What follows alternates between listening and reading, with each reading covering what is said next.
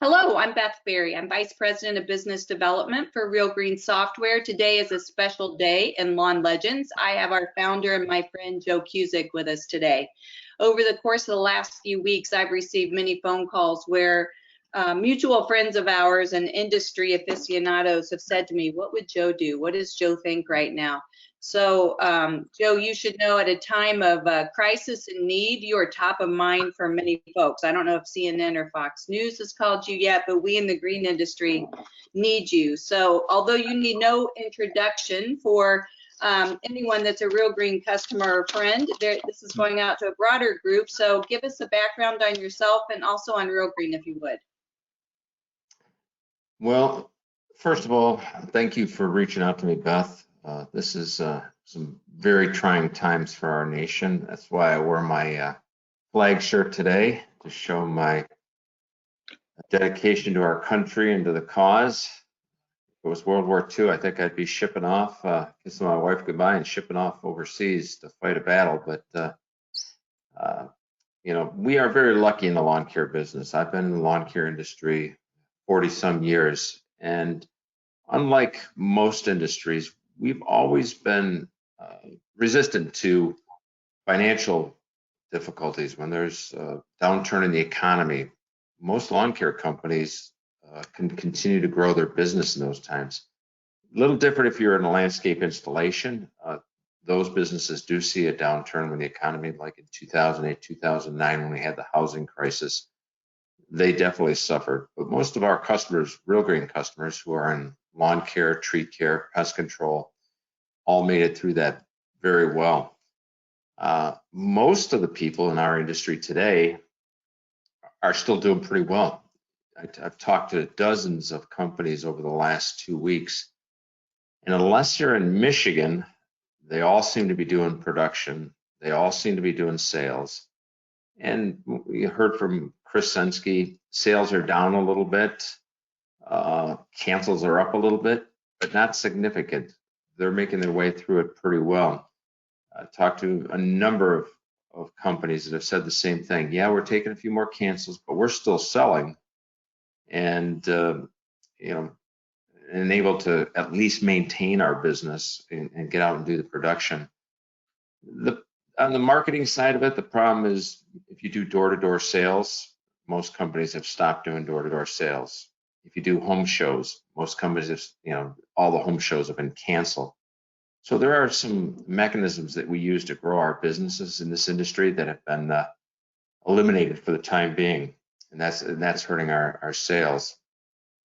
I say we're pretty lucky and we're doing well. I don't believe, actually, I do believe actually that we have not seen the worst of it in our industry. I think we're going to suffer from higher accounts receivable, higher write-offs. Cancellations are going to continue to come in.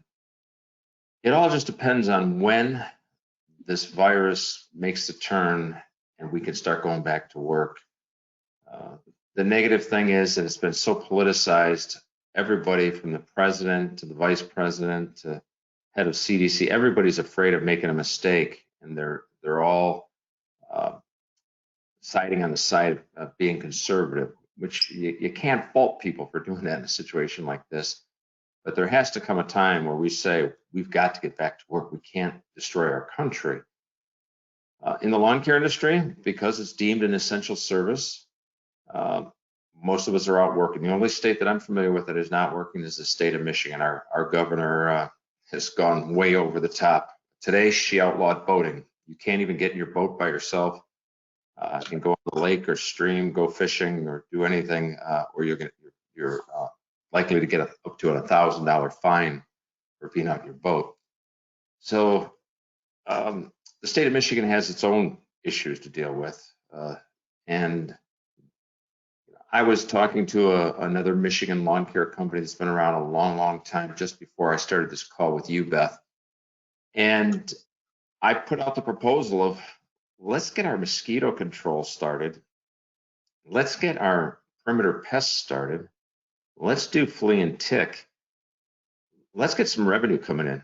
We can't sit here for 2 months and do nothing and expect to have a business when we come out of this. pretty conservative guy I was talking to. I was shocked that he jumped on the idea and said, yeah, I'm going to do that. I'm sure there's a little bit of a risk getting a ticket for it, but if I'm in Michigan, I think that's what I would highly consider doing, is start my pest control. Tell me what you think about, so, you know, my current, or my favorite phrase is, it's Christmas Eve at Walmart. Well, it really is Christmas Eve at Walmart. And anyone who's been a Real Green fan or followed you for very long has a full 12-month marketing calendar, and plans were already in place. Tell us what you would do in the next 30 days, and then maybe in the next 90 days. Would you change any direction in terms of the channels? You mentioned door to door from a marketing perspective. And if so, what would that be? Well, continue doing your marketing. Continue. If you're doing direct mail, I would continue to do direct mail. Is it going to respond as well as it would in a normal year? Maybe it will. We know that in economic difficult times that people spend more time at home. They may skip a vacation, which everybody's skipping vacations now. They may not buy a new car, which we've seen car sales drop dramatically, but they're going to be at home, and they're going to pay more attention to their property than if they're on vacation in Orlando or up at their lake house in northern Michigan or wherever it might be. And I've talked to, as I said, dozens of companies, and they're making sales. So make sure that you have a way to answer your phones. Hopefully you're using some of our products and you can do the estimates online, and everybody understands what's going on. So make the sale, let them know as soon as we get started, we're going to get your home serviced as soon as possible. So you got to keep doing what you're doing. Don't crawl into a shell and stop, because you'll never get this opportunity back. Every day that goes by when you're not making sales, you don't make it up in June and July and August. We've seen it before when we had, like last year, we had snow in Michigan into April. We didn't get those sales from March in May. Once we lost that opportunity, we lost it. So my advice would be work the phones hard, call your cancels, call your rejects, call neighbors of existing customers that are not on the do not call list. And I just touched my face, and I should know better than that. Yeah. But I did wash my hands just before we started this. But yeah, you have to continue marketing and sales. Now, what I think is interesting, like you, I get calls from all over the country every day. And my kids say, why do you answer phone numbers that you don't know who it's from? Because we're in sales and we have business partners all over. But the number of telemarketing sales I've received in the last few weeks has virtually turned to nothing. I received a political telemarketing call for a new Indiana Senate candidate, and I found myself talking to the telemarketer for 10 minutes asking questions, which never would have happened. So to your point, you have people at home, you have a captive audience, and the one thing they can do is look outside or go outside in almost every other state. So maybe it is time to revitalize that in particular and repurpose a door-to-door staff in that way. Well, and I've talked to a number of people that have their door-to-door staff inside making calls. Years ago, when the national government implemented a do not call list, most lawn care companies stopped doing telemarketing. And I was on the road, Mike Dower and I were traveling around the country doing our marketing seminars. And I was telling people, you still got to use the phone. It's still the most inexpensive way to make a sale, is using the phone. Build that marketing universe of people that you can call, whether it's, as I told you, cancels, old estimates, old rejected estimates, neighbors of existing customers, people that fit the profile of your customer. And I think now more than ever, you need to be on the phone, because you can't knock on their door. They're not going to see your trucks driving through the neighborhood and call you, or see your lawn signs in the lawn and call you. I have not heard of a big uptick in PPC sales or website sales. I think they're running about the same as they were last year. So that tells you that it's vitally important at this point to get on the phone and be proactive and go after customers. Because if you're sitting in your office just waiting for them to call you, you're probably going to have a smaller business at the end of this year than you did at the end of 2019. Tell me, I know you talk to our customers from all over the country every day. For those customers that are out providing service delivery, the end consumer, has there been much pushback from your perspective or from what you've spoken to in terms of American homeowners wanting us out on the lawn? Everything that I've heard from the people I've talked to now, I haven't been on a lawn in a long time as a technician, but everything that I've heard from our customers is that they're still getting calls, people asking them when they're coming out. Now, customers are understanding when they say, because of the COVID, in Michigan, we can't start for another 2 weeks. But people that are working are getting positive feedback. I've only heard of one negative customer out of all the people I've talked to. So no, I think customers want you out there, and they understand that they're, by nature, our industry is social distancing. It's one person in a truck. They're outside in the fresh air doing their job. They don't come in contact with people. They don't shake people's hands. They don't punch in a cash register. They're really working one on zero and doing the job they need to do. So it's been very positive customer feedback I've heard. Well, to your point, most technicians are in the same vehicle every day.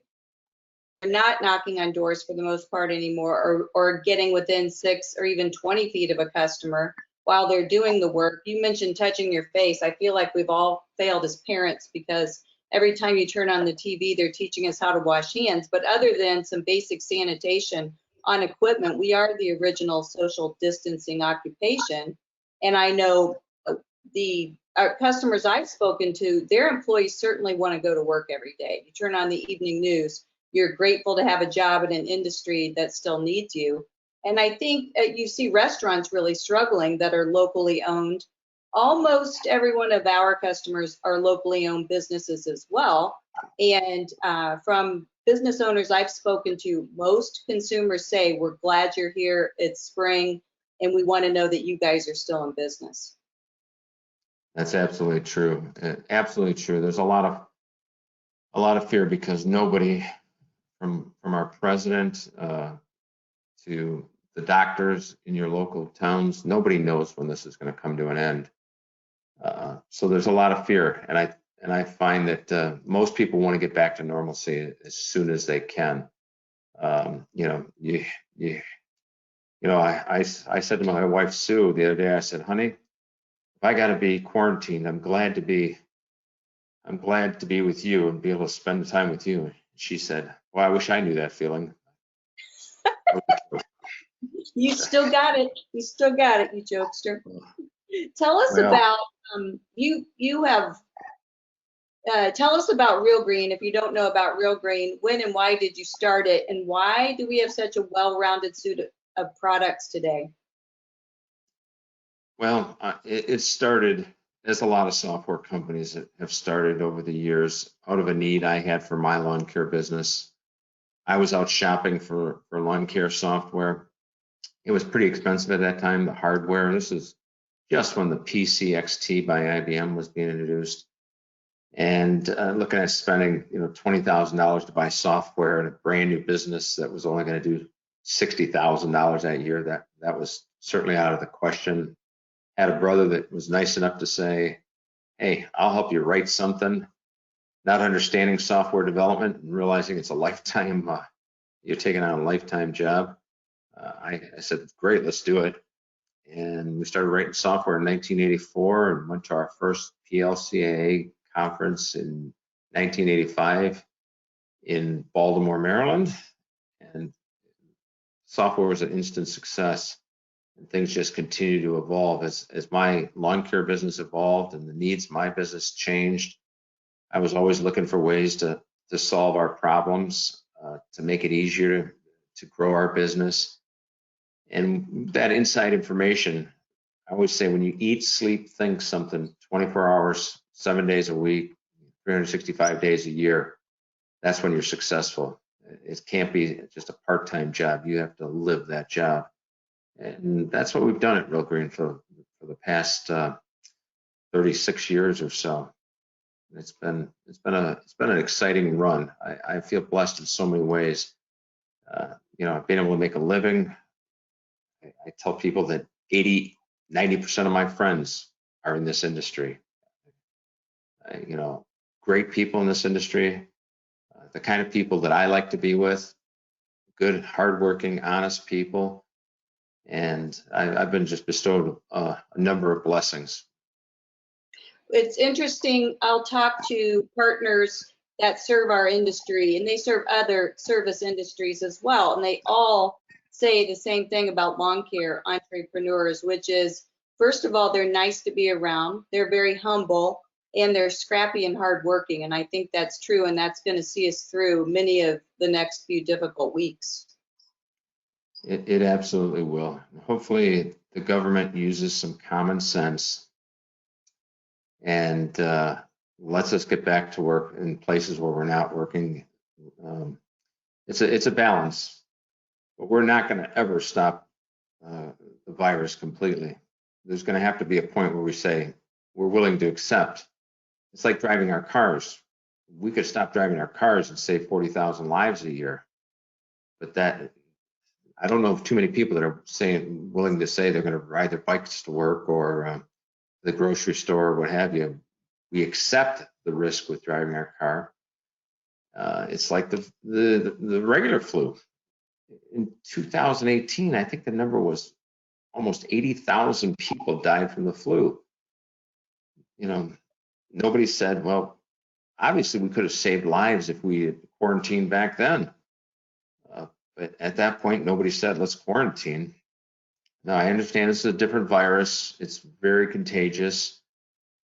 It attacks the weakest in our population, the elderly, people with pre-existing conditions and so forth.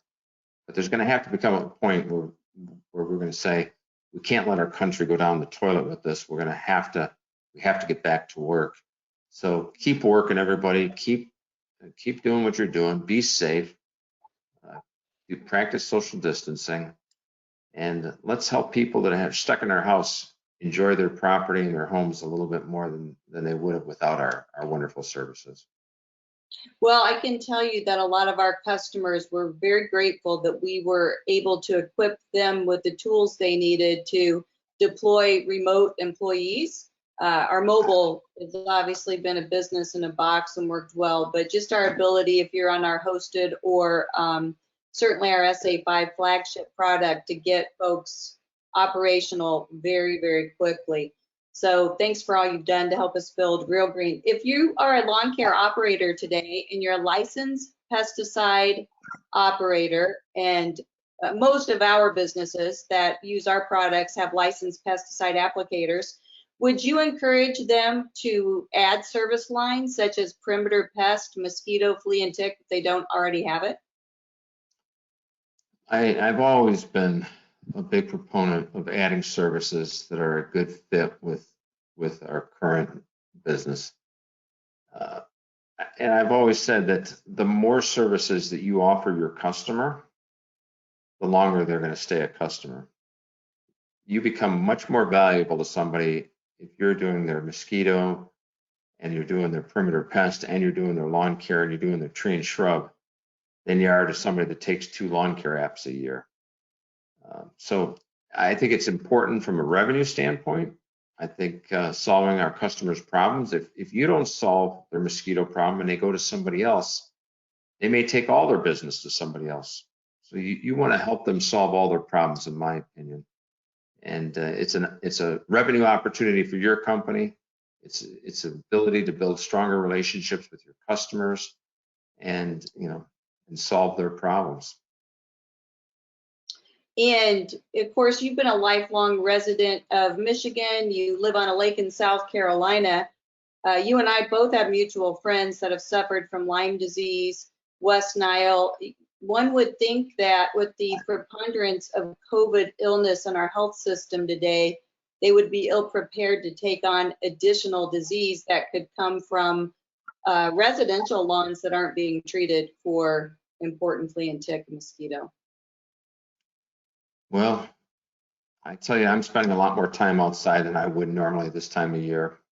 And the idea of going outside and being carried away by mosquitoes is not a good one. The danger, I have a friend who has a son who got Lyme's disease, and it was 8 years ago, and he is still trying to work his way through that. So there's real health risk with mosquitoes and ticks. Somebody was telling me just today that they went out for a walk and they got back and their daughter had a tick on her. So it's a valuable service. It's an important service. Our customers want us to do it. I think we should be out doing as much of it as we can to help our customers get through these times. What do you know now that you wish you had known in 1984 when you were building lawn care businesses as well as Real Green?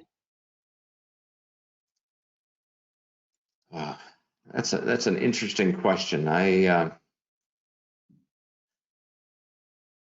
think if I understood building a marketing universe, if I had used the telephone more effectively in those days before we started having do not call regulations and things of that nature, I think mostly the marketing stuff. I think the service delivery, except for power spreaders, is pretty much the same as it was back in 1984 or 1974. But utilizing some of the marketing tools that we have today, using them more effectively, would probably be the thing that I would be most excited about if I could go back to 1984 and start over. That's great advice. One of the things I've most admired about you is your work ethic, and I know that you grew up in a home where both parents instilled a very heavy discipline in terms of work, and I've always admired that. And your father, in fact, founded the company that you inherited from a lawn care perspective. What advice would your dad give you today about these upcoming few difficult weeks and months?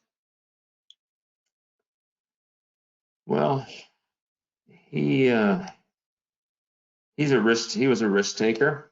He would, I think, tell us to, keep going down the road, keep working hard at it, not to give up, and be aggressive. Get out there and do those services. Get them done for our customers. I think that would be his advice.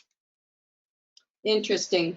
The most important thing I've learned from you over the years, and I've known it for a long time, is the value of relationships. And earlier today, you and I hopped on a call with someone who's not a customer, but has been a longtime friend and prospect. And it's really taught me the value of taking care of people when you don't need them, so that you can pick up the phone today and say, hey, Jerry, what do you think about this? And I've watched you at industry events with a host of folks who have never bought anything from Real Green, but have the utmost respect from you. And it's something that I've tried to emulate and take care of other people the way you take care of people, whether they're writing Real Green a check or not. And that's why you're so valued in the industry, and I thank you. Well, that's very nice of you to say that. I am a big believer in you never burn a bridge. You never say something to somebody that you could feel bad about the next day or that evening. And you live your life that way, I think you do develop a lot of great relationships. And one of the things I mentioned a few minutes ago, one of the things I'm most blessed for is all the friends that I have in this industry. And I think they all know that Joe Kucik and Real Green have always had their back, and we want to help them be successful any way we can possibly do that. And we're continuing to do that. You're doing it with all these videos that you're putting on and all the research, reaching out to lawmakers, out to associations, and trying to help us navigate these uncertain waters that we've never been in before. So I thank you, Beth. Thank you very much. Well, we appreciate your time today, as always. We love it that you're still involved with Real Green. We were able to utilize some of the Sarent resources today to help folks apply for the SBA loans and the Paycheck Protection Program. So that's been a blessing to Real Green as well. And you take care of the wife and family, and we hope to see you soon, Joe. Yeah, and just as closing, every company should be looking at that payroll protection plan. Everybody should be applying for that, because there's going to be a lot of that money will be forgiven. And it's going to be one of the things we're all going to end up paying for it in the long run. I mean, you know, our taxes are going to go up, what have you. We'll pay for it in the long run. But you should take advantage of it today while you have the opportunity. Because what if this thing stretches out 2 months? You know, a lot of people are looking at this and they're saying, oh, it's only until April 13th. I don't believe that. I think it's going to get extended again, at least until the beginning of May. So my advice in closing, the last thing I'll say is, if you've got pest control work to do, get out and get your pest control work done. If you haven't applied for these payroll assistance programs, get a hold of your CPA, get a hold of your banker, and start working with them to apply for it, because you may very well need that. It might be the difference between surviving and going out of business. So I'll say that in closing. Thanks again, Beth, for asking me to do this with you. Appreciate all you do. Appreciate our customers. Love our customers. I always look forward to our conference again this year. It's in Nashville again, and it's like a family reunion for me. Seeing it, a lot of the people I always see once a year, but there's family that I don't see every year. But it's like a family reunion. I look so forward to that week when we all get together to talk software, to talk business, to talk success, talk our families. Thanks again, Beth. Have a wonderful weekend. Thank you, Joe. Bye-bye.